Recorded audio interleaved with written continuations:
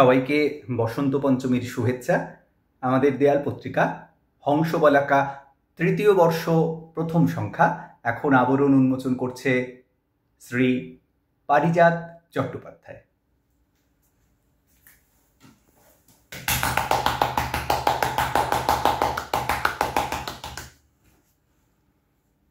তৃতীয় বর্ষ প্রথম সংখ্যা জানুয়ারি 2025। সম্পাদকীয়। বন্ধুরা, আশা করি তোমরা নিশ্চয়ই ভালো আছো। দেখতে দেখতে 2025 সালের জানুয়ারি মাস শেষ হয়ে গেল। সবে পরীক্ষার পরে নতুন ক্লাসে উঠেছি, তার উপর শীতকাল, তাই একটু ঘোরাঘুরি করতে গিয়ে এই সংখ্যাটা বার করতে দেরি হয়ে গেল। কি আর করা যাবে, এবার কাজের কথা বলি। তোমরা তো জানোই যে জানুয়ারি মাসে অনেক ভালো ভালো দিন আছে, যেমন 12ই জানুয়ারি স্বামী বিবেকানন্দের জন্মদিন, 23শে জানুয়ারি নেতাজির জন্মদিন, 26শে জানুয়ারি ভারতের প্রজাতন্ত্র দিবস, আর 30শে জানুয়ারি শহীদ দিবস। সেই সাথে বাবা বলে দিল 1 জানুয়ারি বিজ্ঞানী সত্যেন্দ্রনাথ বসুর জন্মদিন। এছাড়াও জানুয়ারি মাসে পৌষ সংক্রান্তি, সেই দিন পিঠে খেতে খুব ভালো লেগেছে আমার। আরে না না, ভেবো না যে পিঠে মার খেতে আমার খুব ভালো লেগেছে। এ পিঠে সে পিঠে নয়, এ হলো খাবার পিঠে, মানে যে পিঠে মানুষ খায়। এদিকে দেখতে দেখতে মাঘ মাস পড়ে গেছে। বাবা বলছিল মাঘের শীত বাঘের গায়ে, কিন্তু আমার তো ঠান্ডা লাগছে না, বরং গরমই লাগছে। তোমাদের ওখানে কেমন আবহাওয়া? গরম নাকি ঠান্ডা লাগছে তোমাদের? আমাদের বাড়িতে গতকাল সরস্বতী পুজো হয়েছে, আজও অনেকের বাড়িতে পুজো হবে। আমি গতকাল সন্ধ্যায় মা সরস্বতীকে গান শুনিয়েছি, ওই আসন তলে মাটির পরে লুটিয়ে রব। অনেক কিছু লেখা হয়ে গেল। সবাই সাবধানে থেকো, ঠান্ডা লাগিও না, মন দিয়ে পড়াশোনা করো। এখন তাহলে শেষ করি, টাটা, বাই বাই। পরের সংখ্যায় আবার কথা হবে। জয় হিন্দ। এখানে আমার লেখা একটা কবিতা আছে, কবিতার নাম বইমেলায় একদিন। বইমেলাতে কাল গেছিলাম মা ও বাবার সাথে, দুপুর বেলায় রওনা দিয়ে বাড়ি ফিরলাম রাতে। গিয়েই দেখি মেলা প্রাঙ্গণ লোকের ভিড়ে ঠাসা, বইকে ভালোবেসেই সবার বই মেলাতে আসা।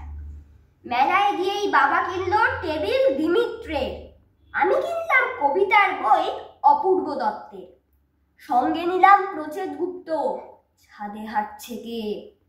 বাবা বলল ওটার সাথে দোডোতাতাই নে।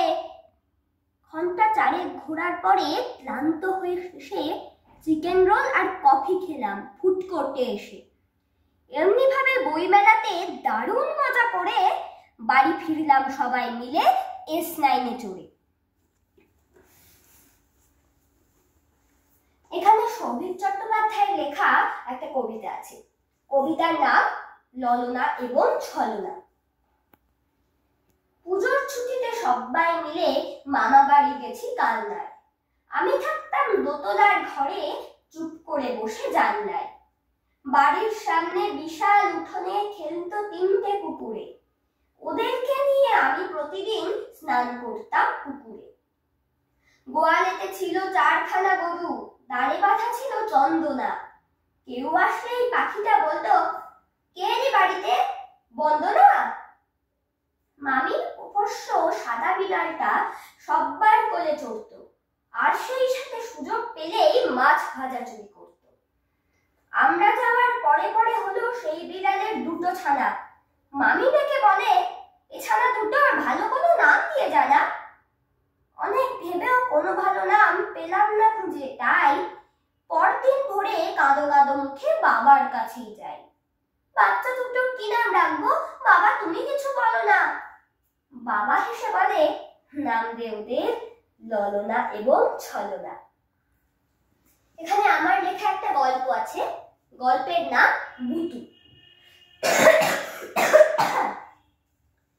সারস্বত নামে একটা ছেলে ছিল, ওর একটা পোষা বিড়াল ছিল, নাম বুতু।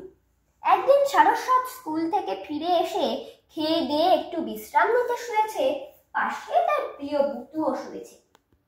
কিছুক্ষণ পর বুতু সারস্বতকে জিজ্ঞাসা করছে, স্কুলে আজ কি পড়ানো গো?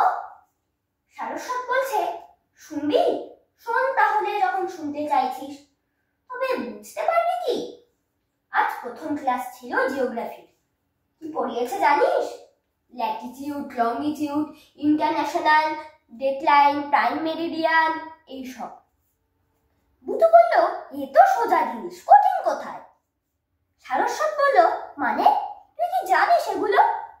বুতু বলল, হ্যাঁ তো, এ দেখো আমার নাকের সামনে দিয়ে একটা লাইন যাচ্ছে, এটা হলো প্রাইম মেরিডিয়ান। আর এই দেখো এই লেজের সামনে দিয়ে আরেকটা লাইন যাচ্ছে, ওটা কি বলো দেখি? ওটা হলো ইন্টারন্যাশনাল ডেটলাইন। সারস্বত দেখলো সত্যি বুতুর নাকের সামনে একটা লাইন, আরেকটা লাইন লেজের সামনে দিয়ে যাচ্ছে। আস্তে আস্তে সারস্বত দেখলো বুতুর গায়ে আরো অনেক লাইন। সারস্বত তো অবাক। বুতু বলে চলেছে, এই দেখো ওগুলো ছাড়াও আরো কত লঙ্গিটিউড, এক একটা দূরত্ব 4 মিনিট করে। তোমার হাতে কি ঘড়ি আছে? সারস্বত বলল, হ্যাঁ আছে। বুতু বলল, কটা বাজে? সারস্বত বলল, 5:25। বুতু বলল, এবার দেখো তো, তুমি এই লঙ্গিটিউডে আছো তো, এবার তুমি এই পাশের লঙ্গিটিউডটায় হাত দাও। বলে এই ওর গায়ে আরেকটা লঙ্গিটিউডের দিকে তাকালো বুতু। সারস্বত যখন সেখানে হাত দিল, তার সাথে সাথে তার হাত ঘড়িতে টাইম পরিবর্তন হয়ে গেল। আগে বেজেছিল 5:25, এখন হয়ে গেল 5:29। সারস্বত তো পুরো অবাক হয়ে গেছে। এবার এক একটা করে পাশের লাইনে হাত দিচ্ছে আর তার ঘড়ির সময় 4 মিনিট করে এগিয়ে যাচ্ছে। এমনি করে সত্যি সত্যি সে ইন্টারন্যাশনাল ডেটলাইন পেরিয়ে ওপাশের একটা লঙ্গিটিউডে হাত দিল। তারপরে কি, তার ঘড়িতে একটা অদ্ভুত পরিবর্তন হলো।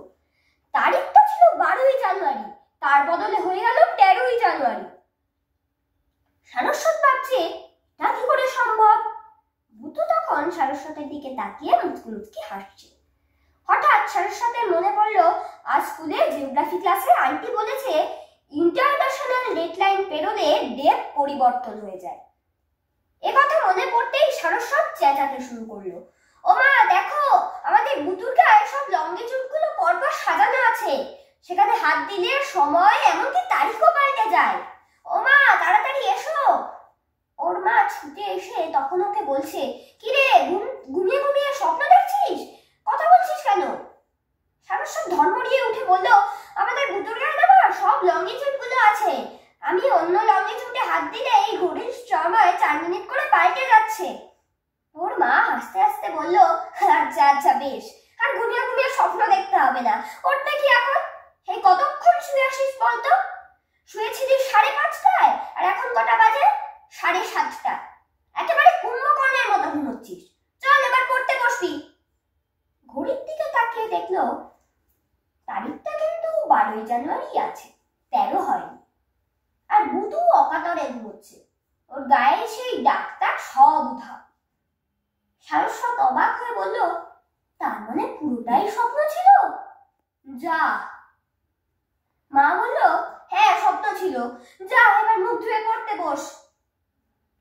কিন্তু মা চলে যেতেই সারস্বত দেখতে পেল বুতুটা ঘুম থেকে উঠে ওর দিকে তাকিয়ে কেমন যেন মুচকি মুচকি হাসছে আর মিউ মিউ করছে, যেন বলতে চাইছে, কি গো খুব অবাক হয়ে গেছো? এসব কথা কি কাউকে বলতে আছে? কেউ বিশ্বাস করবে না। তাহলে কি এগুলো সত্যি হয়েছিল নাকি? আবার সব গুলিয়ে গেল সারস্বতের। এখানে কিছু ছবি আছে, ছবির মধ্যে এই দুটি আমার আর এটি তামসী চট্টোপাধ্যায়। নমস্কার।